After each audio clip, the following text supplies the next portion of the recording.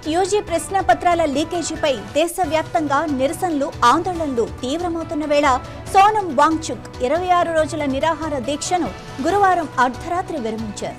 వేలాది మంది విద్యార్థులు యువతకు మద్దతుగా జూన్ 28వ తేదీన దీక్ష ప్రారంభించిన వాంగ్చుక్ కేంద్ర మంత్రులు జేపీ నడ్డా, డాక్టర్ జితేంద్ర సింగ్ సమక్షంలో దీక్షను ముగించారు. లద్దాఖ్ అపెక్స్ బాడీ సీనియర్ నాయకులు కూడా ఈ సమయంలో ఆయనతో ఉన్నారు. గురుగ్రామ్లో మేదాంత ఆసుపత్రిలో చికిత్స పొందుతున్న వాంగ్చుక్ ను కేంద్ర మంత్రులు కలిసి చర్చలు జరిపారు. కేంద్ర మంత్రులు అందించిన పానీయాన్ని స్వీకరించి వాంగ్చుక్ తన దీక్షను విరమించారు.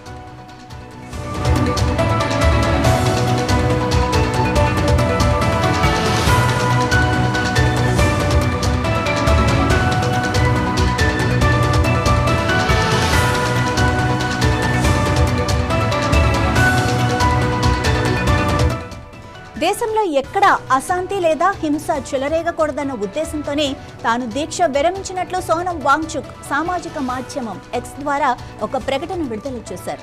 దీక్ష విరమణకు గల పూర్తి వివరాలను త్వరలోనే ప్రత్యేక వీడియో ద్వారా పంచుకుంటానని కూడా ఆయన తెలిపారు. అంతకుముందు 65 మంది పార్లమెంటు సభ్యులు తనను కలిసి దీక్ష విరమించాలని కోరారని వాంగ్చుక్ పేర్కొన్నారు.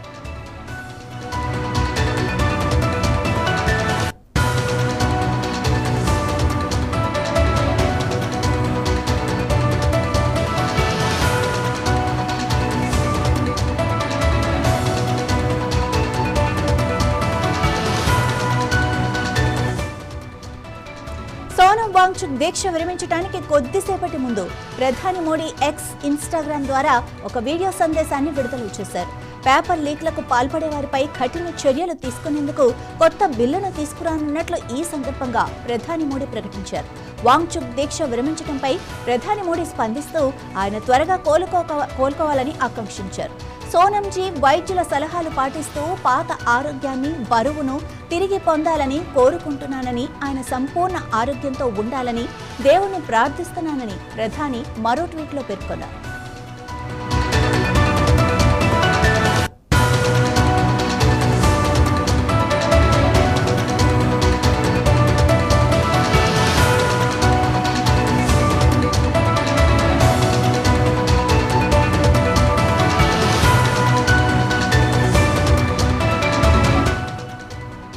విద్యార్థుల తరపున పోరాడుతున్న కాక్రోచ్ జనతా పార్టీ వ్యవస్థాపకుడు అభిజిత్ దీప్కే కూడా వాంగ్చుక్ దీక్ష విరమణపై హర్షం వ్యక్తం చేశారు.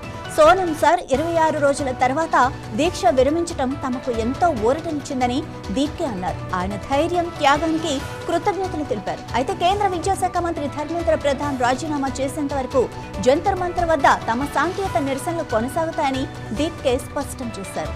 శుక్రవారం దేశవ్యాప్తంగా అన్ని జిల్లాల్లో శాంతియుతంగా నిరసనలు తెలపాలని సీజేపీ పిలుపునిచ్చింది.